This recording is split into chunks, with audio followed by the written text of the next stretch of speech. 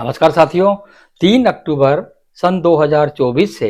पवित्र नवरात्रि का पर्व आरंभ हो रहा है और ऐसे पावन पर्व पर हम हमारी कुंडली के अंदर जो हमारे शत्रु ग्रह हैं, जो हमें बहुत पीड़ा देते हैं, उनकी शांति के लिए इन 9 दिवस में क्या उपाय करें, जिससे मातेश्वरी मैया, शैलपुत्री माता जी, ब्रह्मचारिणी माता जी, चंद्रघंटा माता जी, कूष्मांडा माता जी, स्कंद माता जी, कात्यायनी माता जी, कालरात्रि माता जी, महागौरी माता जी और सिद्धिदात्री माता जी हमें आशीर्वाद देते हुए हमें इनसे इस पीड़ा से मुक्त करा सके। क्योंकि राहु और केतु दो ऐसे ग्रह हैं जो बहुत ज्यादा पीड़ा देते हैं। वर्तमान में गोचर में मीन राशि में जो राहु भ्रमण कर रहे हैं और कन्या राशि में केतु भ्रमण कर रहे हैं, और इनका आपके पूरे के पूरे कुंडली के 12 भावों पर कैसे प्रभाव पड़ते हैं, उन सब से मुक्ति कैसे मिले, इसके लिए इन 9 दिवस में हम क्या उपाय करें, इसके लिए मैं आगे आपको बताने वाला हूं।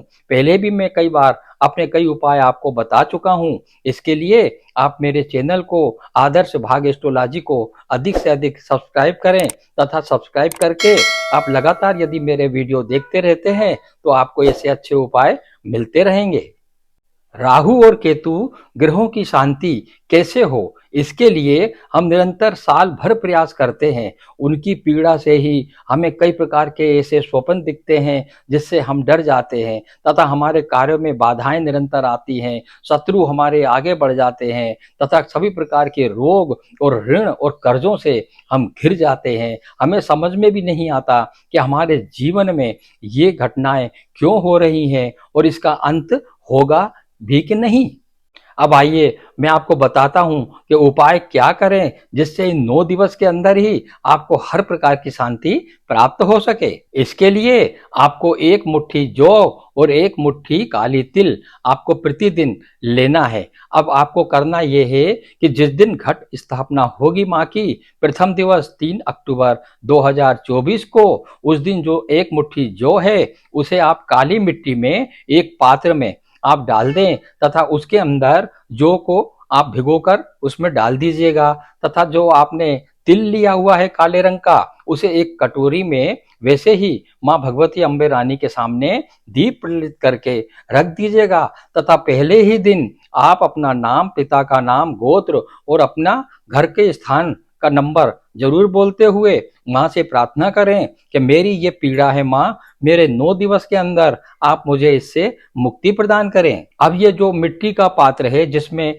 जो आपने भर के रखी है तथा जो तिल की एक कटोरी है, इसको रखना कहाँ है? आपको, यदि आप मेष राशि वाले जातक हैं तो देख लीजिएगा, आपको हनुमान महावीर जी की जो तस्वीर मंदिर के अंदर होगी उनके सम्मुख जौ को रख देना है और काले तिल को भी वहीं रखना है और ये 9 दिन तक लगातार उन्हीं के चरणों में रखी रहेगी तथा ओम सर्व मंगल मांगल्ये शिवे सर्वार्थ साधिके शरण्ये त्र्यंबके गौरी मां नारायणी नमस्तुते, इस प्रकार का पाठ रोज आपको करना होगा तथा मेष राशि के इष्ट आपको हनुमान जी को नमस्कार करते हुए अपनी पीड़ा की शांति के लिए निवेदन करना होगा। वृषभ राशि के जातकों को इस प्रकार से ली गई जौ और काले तिल को मां भगवती अम्बे रानी, मां दुर्गा मैया जी के श्री चरणों में उनके सामने रखकर निवेदन करना होगा तथा मिथुन राशि वाले के जातक जो हैं उन्हें अपने घर में ही जो मंदिर है उसमें गणेश भगवान जी की जो तस्वीर है, मूर्ति है, उसके सम्मुख जौ और काले तिल रखकर 9 दिन तक ये आराधना करनी होगी। इसी प्रकार से जो कर्क राशि के जातक हैं उनको भगवान शिव जी के सामने अपना निवेदन करना होगा और जौ और तथा काले तिल भगवान शिव जी के सामने रखने होंगे। और जो हमारे सिंह राशि वाले जातक हैं उनको भगवान हरि विष्णु लक्ष्मी नारायण के श्री चरणों में ये जौ और काले तिल 9 दिन तक रखना है। और कन्या राशि के जातक पुनः इसे गणेश जी के सम्मुख ही रखेंगे और देखेंगे, लेकिन निरंतर रूप से ओम सर्व मंगल मांगल्ये शिवे सर्वार्थ साधिके शरण्ये त्र्यंबके गौरी मां नारायणी नमस्तुते का 108 बार पाठ जरूर करें घी का दीपक जलाने के पश्चात।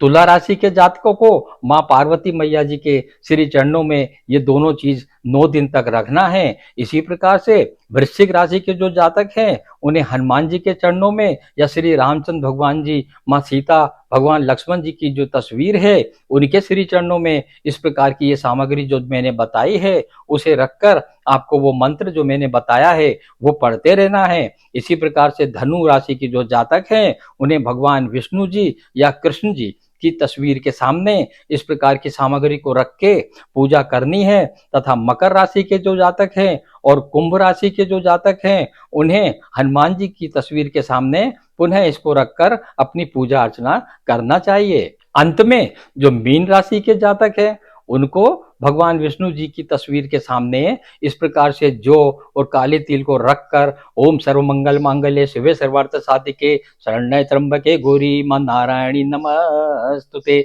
इस प्रकार का निवेदन 108 बार रोज घी के दीपक जलाने के पश्चात करना है। और अंत में जब ये आप अपनी राशि को देखकर इस प्रकार का जो मैंने विधि बताई है उसका प्रयोग करते हैं तो अंतिम दिन आपको ये जौ और काले तिल जो आपने मिट्टी में बोए थे जो वो अगर बड़े हो गए हैं तो मिट्टी समेत उस पात्र को तथा काले तिल को आप अपने हाथ में लेकर तथा उसे एंटी क्लॉक वाइज आप 7 बार घुमाकर उसे एक पन्नी में रख लें तथा जल में जाके विसर्जित कर दें। इससे और अधिक अच्छी जानकारियां प्राप्त करने के लिए मेरा मोबाइल नंबर नीचे डिस्प्ले हो रहा है तथा मेरी वेबसाइट पर जाकर आप एक कंसल्टेशन कॉल बुक कर सकते हैं तथा आदर्श भाग्य एस्ट्रोलॉजी को अधिक से अधिक लाइक कर सब्सक्राइब करें। धन्यवाद साथियों। जय श्री सीताराम।